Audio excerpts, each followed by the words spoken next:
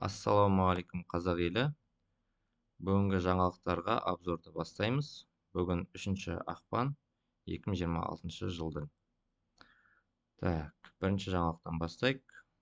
3 февраль. Какие праздники отмечаются в Казахстане и в мире? Бұны біз білеміз. Так, келесі. Праздниктер жыл сайын өзгермейді, дәл қалады. Трамп вновь отверг свою связь с Эпштейном. Әрине ол оны отвергать етеді, себебі президент болып қалғысы келеді, ал егер өзін әшкерелесе, онда уже президент бола алмай қалады. В Египте 2 магазина провалились под землю. Египет былай қатты бай мемлекет емес, ондай ситуациялар болып тұрады ол жақта. Алдыңғы жылы акула деген орыс турист жеп қойған есімізде қалды. Так, в Польше на военную часть упал неопознанный беспилотник. Мүмкін оны Россия жіберді, мүмкін Украина. Оны неопознанный деп тұр, яғни оны пока ешкім анықтаған жоқ. Так, в Иране арестовали номинанта на Оскар 2025. Ондай болып тұрады, бізге ол қызық емес негізі. Малый парад планет увидит жители Земли в феврале дейді. Так, планеталар бір рядта тұрады, бірақ бұны біз тек қана телескоп арқылы көре аламыз. 17 февраль болады дейді. 18 февраль болады дейді. Егер телескоптарыңыз болса, планеталарды қарасаңыз болады. Гость старше Земли найден среди песков дейді. Метеорит. Яғни метеорит тапқан екен пустыняда. Түрі қызық.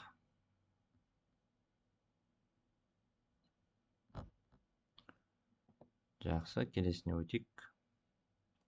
И создал досье на всех медведей Аляски. Адам жасағысы келмейтін барлық шаруаны иіге лақтырып жатыр. Так, ничего удивительного. Необычная клубника, черная жемчужина, поразила своим внешним видом. Так, түрін көрейік. Не, қап-қара клубника. Мүмкін Қазақстанға да келер. Соединения аммиака нашли на поверхности спутника Юпитера Европы. Бізге бұл как-то әсер етпейді. Американский сурофил предсказал долгую зиму. Тоже қызық емес, себебі бұның барын тек қана Құдай біледі. Ол сурок қайдан білетінін білмеймін. Так, загрязнение воздуха в городах Казахстана. Прогноз на 3 февраля. Так, қайғалар. Көкшетау, Павлодар, Ақтөбе, Алматы, Астана и Атырауда түнде болады деп тұр. Яғни бүгін осы қалаларда ауа лас болды. Так, негізі бүкіл Қазақстан қалаларында осындай ситуация болып жатқан сияқты. В Казахстане отменяют госрегулирование цен на услуги аэропортов. Бұл не деген сөз? Бұл билеттердің бағасы өседі деген сөз. Президент тарифтарды қайтадан қарасын деген. И сондықтан барлығын компаниялар өздеріне беріп тастаған. Ол әрине бағалардың өсуіне әкеліп соғады. Почему нефть больше не падает и не растет дейді. Бұл жаңалықты мен мана қарап едім. Қысқаша айтсақ, барлығы былай өзгеріс жоқ әлемде. Сондықтан бағада ешқайда кетіп жатқан жоқ. Айтып кететін жайт, Трамп Индияға налогты 50%-дан 18%-ға дейін түсірген. Бірақ та Индия Россияның мұнайын енді алмайды. Олар тікелей енді США-дан алады, немесе Венесуэладан алатын болды. Бұл Россияға жаман жаңалық. Названы перспективны для геологоразведки Регионы страны дейді. Мына жаңалықты да мана қарадым. Былай айтқанда 240 миллиард теңге бөлінген, 110 миллиард уже 2025-те қолданылған, 2026-та 42-де 6 миллиард қолданылады. Ол ақшаны Северо-Тургайский районға және Шу-Сарысу районына жібереді. Қостанай облысында орналасқан Северо-Тургайский, ал Шу-Сарысуский ол Ұлытау, Түркістан және Жамбыл облыстарына қарайды. Егер георазведкамен айналысатын болсаңыз, тендерларға дайындалсаңыз болады.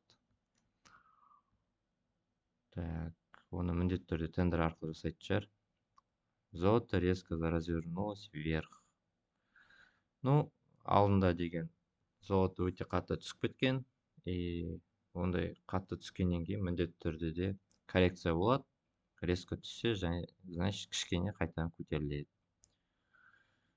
Так, мына жер неше пайызға көтерілген? 3 пайызға көтерілген дейді.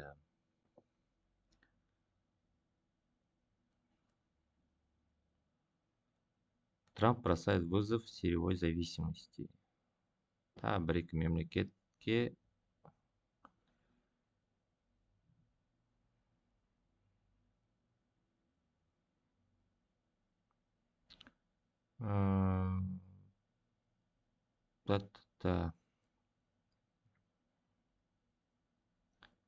Ага, получается, США-да клуб бар, международный клуб. Елдер бір-бірімен минералмен торговать етеді ол клубта. И оған 12 государство қосылды да, США енді сол 11 государство қосылды. Сол 11 государстводан материалдар сатып алады. Мороз, туман и гололед прогнозируют в регионах страны. Қай жерлерде? Так, Алматинская областьта, Атырауская областьта, Восточно-Казахстанская область, область Абая, область Жетісу, Маңғыстауская область, Қызылординская область. Барлық облыстарға обзорный негіз. И көбінесе барлығында жер көтеріледі деп тұр, 15-20 метр секундқа дейін. Так, в расследовании о санкционных поставках из Германии в РФ появились новые детали. Бізге бұл особо қызықты емес. Факт қой, енді Россия әртүрлі жолдармен Европаға заттарын жіберіп атқанын. Серебро к Олимпиаде. Нацбанк Казахстан выпускает новую монету. Серебряный монеталарды шығарып жатыр жаңа. Оны 1000 теңгелік түрі әдемі негізі. Коллекционный болатын шығар. Мынау чистое серебро получается. 1000 теңге дегеніміз бұл өтірік, енді ол 1000 теңге тұрмайды ғой. 1000 теңге деп жазылғанмен де 925 пробалы күміс 20 граммы 1000 теңге тұруы мүмкін емес. Әдемілік үшін 1000 теңге жазып қойған. Место для второй АЭС утвердили в Казахстане. Бірінші АЭС салып болған жоқ, а уже екінші АЭС салынайын деп жатыр дейді. Жамбылский район Алматинской области дейді. Яғни екінші АЭС біз Жамбылский районда Алматинской областьта болады. Қызық. АЭС негізі пайдалы, егер барлығы жақсы болса. Магнитная буря 3 февраля. Егер басыңыз бүгін ауырса, значит ол магнитная бурядан. Землетрясение произошло в Китае, сейсмологи Казахстана.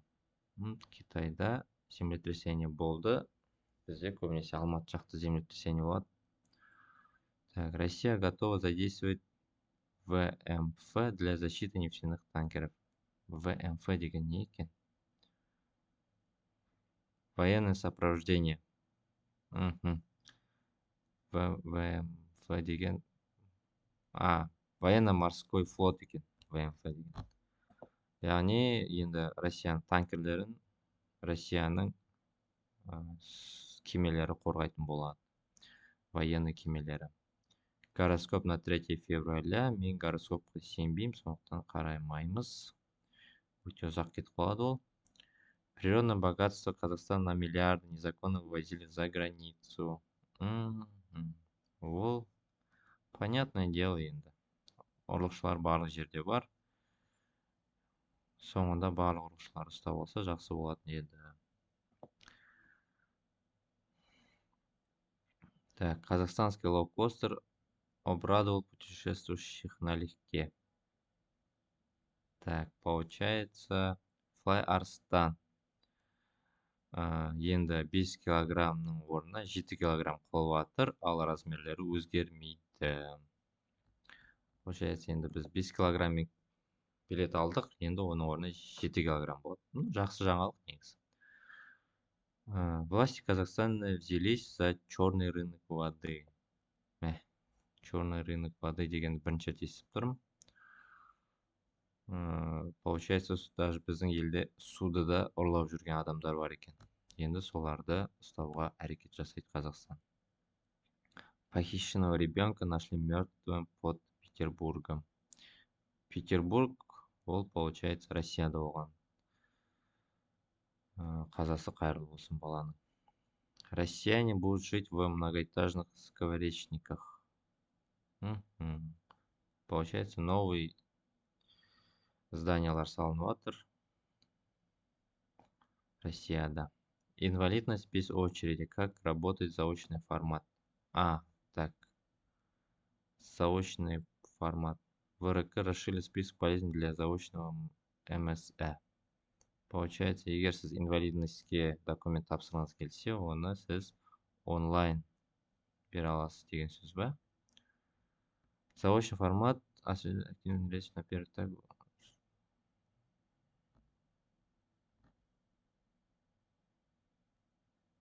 Дистанционное принятие решений деп тұр. Яғни сізде қолыңызда справкалар болса, сіз ол справкаларды, документтерді онлайн тапсыра аласыз екен. Это тоже жақсы жаңалық, онлайн деген. Каждый раз зданияға барып жүрмей, үйден сала бересіз. Куда делись нефтяные миллиарды на фонда Казахстана? Ол бізге қызық. Так, қайда жіберілді?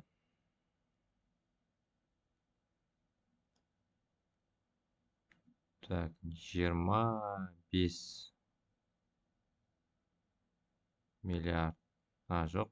15 жоқ та 7 миллиардтай ақша түскен. Доллар 7 миллиард доллардай. Так, мына жерде ештеңе айтылмаған. Қайда кеткен ол ақшаның? Ой. Ештеңе айтылмаған.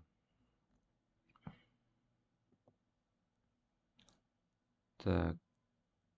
КМБ подтвердил задержание криминального авторитета. Так, кімді ұсталған екен? Асылбек Төлетбеков, 41 жастағы Асылбек Төлетбеков ОПГ Крополь дегенді басқарған екен. Оны ұстап алған. Так, бюджетные миллионы для больниц на юге Казахстана ушли по фиктивным актам. Ондай. Әр жерден адамдар ақша ұрлап жатыр. Чурчиш остался доволен ничего Қызылжары с Локомотивом. Қызылжар мен Локомотив ойнады, олар, получается, ничего ойнады. И подкрутчика экспертизии стройпроектов в Казахстане. Иді барлық жерге енгізіп жатыр. Бір жақсы и ақша дегенді алмайды, сондықтан ол жақсы. Иді подкупить ету мүмкін емес. Скандал Сапиев с его замом привел к увольнению. Так, кімді жұмыстан шығарып жіберді? Серік Сапиев и его заместитель Даурен Есімханов уволились. Со ссылкой на акимат Карагандинской области. Жұмыстан екеуі де шығып кеткен екен. Ондай болып тұрады. Половодье 2026. Какие регионы Казахстана под угрозой? Половодье деген, яғни су тасқыны деген сөз шығар. Қай өңірлер с повышенным риском? Ол Северо-Казахстанская, Восточно-Казахстанская, Абайская область, Акмолинская и Карагандинская область. Так, средний уровень был Западно-Казахстанский, Улытауский, Павлодарский, Актубенский, Туркестанский, Алматинский, Жетысудский и Костанайский. И наименьшая вероятность бұл бізде Атырау мен Маңғыстау, Қызылорда және Жамбыл. Так. Мына жерде Ақтөбе дегенді мен и Западно-Казахстанская область повышенный болу керек сияқты негізі. Себебі алдыңғы жылдары жаман су басып кетіп еді ғой. Так, Китай подключается к расширению Шымкентской МПЗ. Китай Қазақстанға тағы ақша салып жатыр, но по-любому ол ақшаны өздері шығарып алады бірнеше есе қылып. МПЗ деген бұл нефтеперерабатывающий завод. Шымкентте нефтеперерабатывающий завод бар екен білмеппін. Так, отрабатывающая отрасль РК привлекла сотни миллиардов тенге. Так, қандай отрасль? Отрабатывающая отрасль. Так, 12,5%-ға металлургии. Жоқ, машиностроение 12,9%-ға, металлургия 13,6%-ға, легкая промышленность 13,2%-ға және химическая промышленность 9,8%-ға. И строительная производительность 9,4%-ға. Так, это барлығы жақсы, потому что производство өссе, Қазақстан жағдайда жақсарады. Так, новый орындар. 9967 жаңа орын пайда болған, 38 проект реализацияға өткен. И оған бізде 2025 жылға 655 миллиард теңге жұмсаған екен. Мен кейбір жерлерде қателесуім мүмкін, ол үшін кешірім сұраймын. Болашақта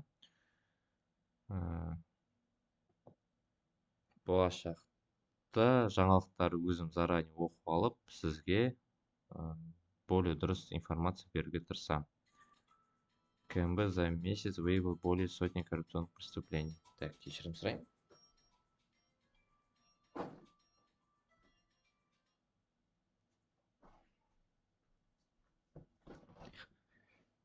Так, это жақсы КМВ. Выявил более коррупционных преступлений. Негізі КМБ олмен айналысады ма екен? Комитет национальной безопасности. Антикор айналысу керек сияқты, бірақ жақында естіп едім, что Антикор мен КМБ-ны біріктіріп жіберген. Жемқор адамдарды ешкім жақсы көрмейді. Вооруженный 9-классник совершил нападение на школу в России. Так, әйтеуір ешқандай зардап болмаған шығар деп отырмын. Атаковал женщину, жоқ, басқа. 3 февральда номер 16 мектепте атака жасаған. Пострадавших нет. Все, болды. Пострадавших нет, жақсы. Пока Трамп смеет видеть, Китай инвестирует в них триллионы. В ИЕ деген зат екен. Ветряные установки. Понятно. Иә.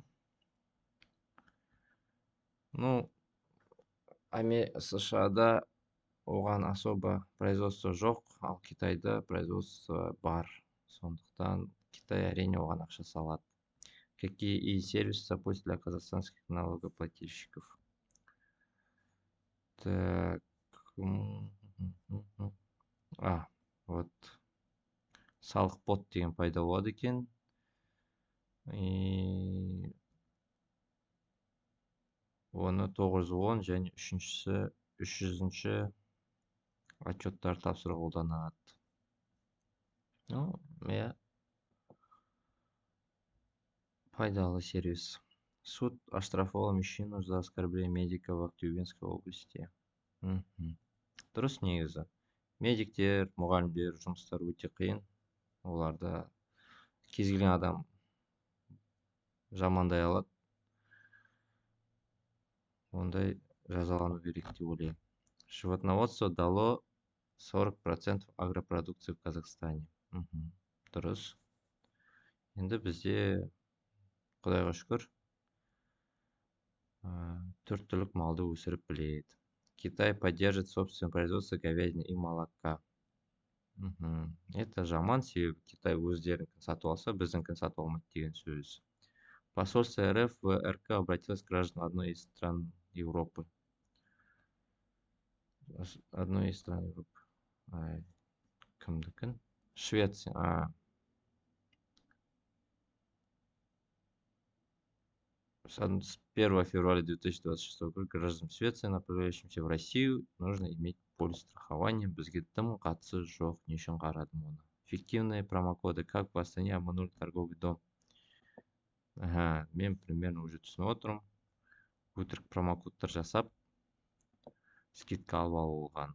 Өзбекстан наращивает добычу урана быстрее планов. Так, уран. Производство в 2025 году достигло 7000 тонн. Ал и 139 мың тонна тапқан и 7 мың тонна жинаған жерден. Жерден алған 7 тонна и 140 тонна қайда бар екен разведка жасаған да, бірақ әлі алмаған. Бұл жаман, себебі Қазақстан бірінші орында тұр. Егер Өзбекстан бізге жетіп алса, Қазақстанның пайдасы түседі. Причину смерти в Казахстане будет выявлять по КТ. Получается, адам қайтыс болса, оны КТ-ға жібереді. Моргтан адамды алу уақыты өсу мүмкін оның кесірінен. Аскандарович Сапиев получил должность в Астане. Ол, получается, жұмыстан шығып, бірақ Астана кеткен екен. Так. Ол внештатный советник министра туризма и спорта РК дейді. Жаңа должность алған екен. У президента Казахстана новый внештатный советник. Ол бізде Паталов. Райымбек Паталов. Ол бұрында Атамекенде жұмыс жасаған екен. Россия обогнала Өзбекстан по переводам из Казахстана. Получается, Россияға ақша көп жеріп жатыр. Қазақтар. Дамбы, канал и арки как регионы встречают паводок. Дайындықтар жүріп жатыр, это жақсы. В Казахстане резко выросло производство мясных консервов. Мана бізде 40%-ға өскен екен. Жоқ, өскен жоқ, 40%-ын алады деген. Еттің көп болған арқасында олардың консерв жасап бастаған шығар. Подарить имущество государства в Казахстан смог по-новому. Оны кешірім сұрайын. Онда де ешкім жасамайды шығар деп отырмын. Чемпионат мира по шорт-треку. Сколько медалей забрали казахстанцы? Чемпионат мира по шорт-треку. Шорт-трек деген зат? Коньки. Жарыс на коньках. Құтты болсын. Біреу бронзовый. Так, и екіншісі.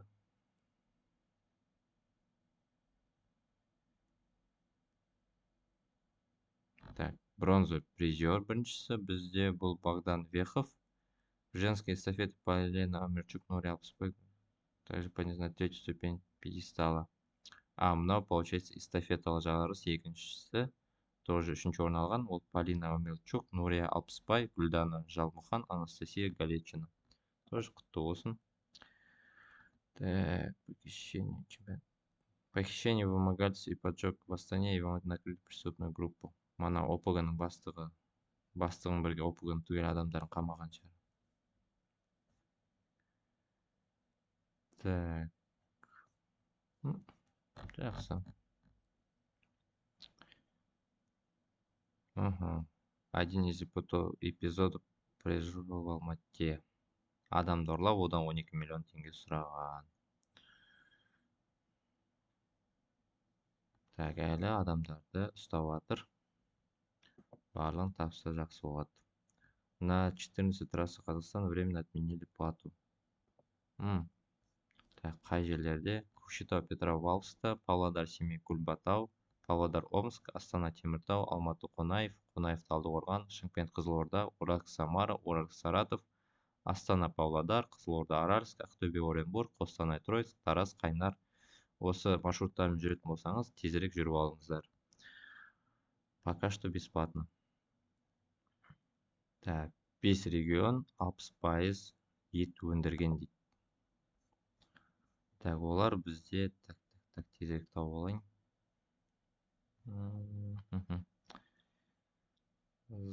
Біріншісі ол Ақмолинская область, бірінші орында, потом Западно-Казахстанская, потом Восточно-Казахстанская, потом Алматинская, потом Жамбылская область. Осылар. Так, Украина согласовалась с США и Европой военный ответ на нарушение России перемирия. Сол жалғасып жатыр дейсіз ғой әлі.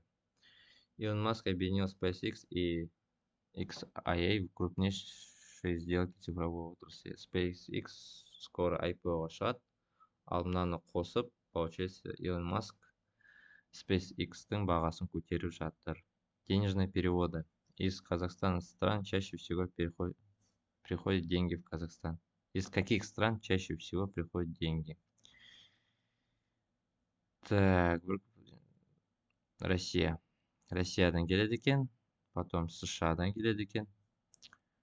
Негізгі лидер осы екеуі. ВЕЭК высказались о ситуации на границе Казахстана и Кыргызстана. Чего жақта не болған? Прекращение незаконных перевозок полностью отвечает интересам двух стран. Ага. Прекращение перевозок полностью отвечает двух стран. Что такие меры?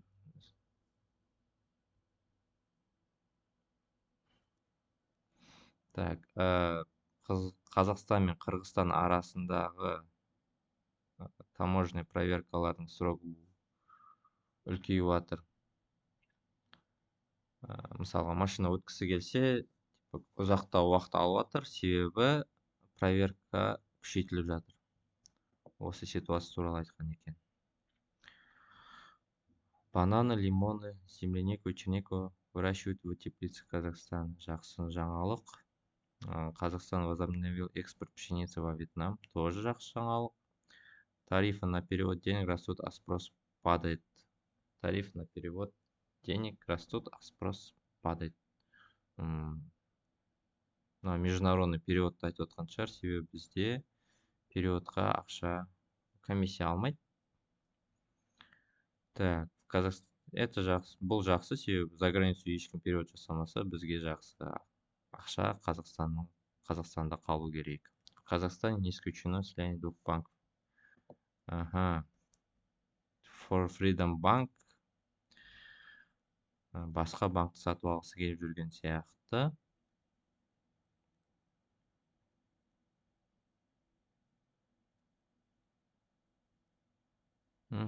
Тимур Турлов басқа банкты сатып алғым келеді деп айтқан екен. Но пока что қай банк екені айтпаған.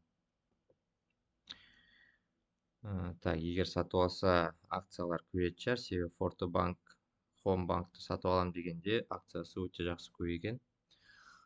Фортобанктың де акциялары көбейетін шығар. Но егер сатып алатын болса, пока что просто комментарий мынау. Двух казахстанцев обвиняют в мошенничестве за миллиарды долларов США. Надеюсь, олар осы ақшалардың барлығын Қазақстанда алып келді.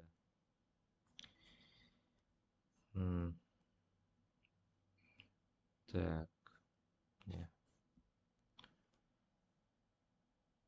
По данным следствия, они используют фиктивный заявку на медоборудование и диагностические тесты, которые никогда не представлялись пациентам. Ага, өтірік больница ашып алып, государствоны алдаған, США-ны алдаған. Опора транспортной независимости железнодорожное машиностроение подтверждает казахстанское происхождение. Дым түсінген жоқпын негізі. Ага, получается, бізде Мынау типа реклама сияқты. Railway Systems KZ дегеннің компанияның. Хорошо. Ну, реклама жақсы. Мүмкін басқа елдер осы біздің пойыздарымызды сатып алар. Зимние азиатские игры в 2029 году пройдут в Алмате. Ага, Алматыда и так пробкалар көп. 29 жылы дайын болыңыздар. Как Исламабад готовится к визиту Токаева? Президентіміз Исламабад, яғни Пакистанға барайын деп жатыр. Аман сау қайтып келсе болады. Отечественные производители усилили позиции на рынке мясных продуктов.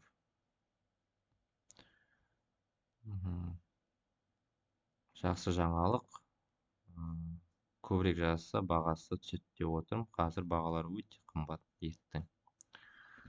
И басқа елдің еттерін сатып алмай, тек Қазақстанның етін сатып алсақ, бізге де жақсы. Фейковое объявление об аренде жилья размещал в сети подросток. Қазіргі кезде мошенниктер көбейіп жатыр. Жастарда мошенничествомен айналысып бастап жатыр екен. 3 пен 6 жыл арасында под надзором болады, получается, подросток. А потом 3 жыл. Ага, 2 подросток. Біреуіне 3 жыл берген, екіншісіне 3 жыл мен 6 айдың арасында болады деген. Так, аттары мына жақта көрсетілмеген. В области Абая болған екен. Так, сонымен қоса Талдықорған, Астана. Получается, олар өздері Абайда жүрген. Бірақ объявление Талдықорғанда, Астанада, крыша KZ-ге объявлениялар қойған шығар. Сосын адамдардан предоплата алған, походу. Сондықтан ақшаны ешқашанда заранее төлемеңіз. Договор жасалғаннан кейін, бағын тексергеннен кейін ғана төлеңіздер. Все, осымен бітті.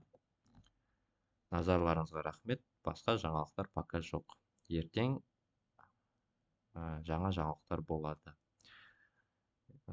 Егер видео ұнаса, лайк басып кетіңіз, подписка басыңыз, себебі енді каждый күн осындай жаңалықтарды айтып отырам, чтоб сіздер осы жаңалықтар оқып отырмау үшін, егер оқып отырсаңыз, мысалы 3-4 сағатыңыз кетеді да. Ал мен видеомды тамақ жеп жатқанда жарты сағатта қарай саласыңыз, барлық жаңалықтарды біліп отырасыз. Жақсы, рахмет, сау болыңыздар.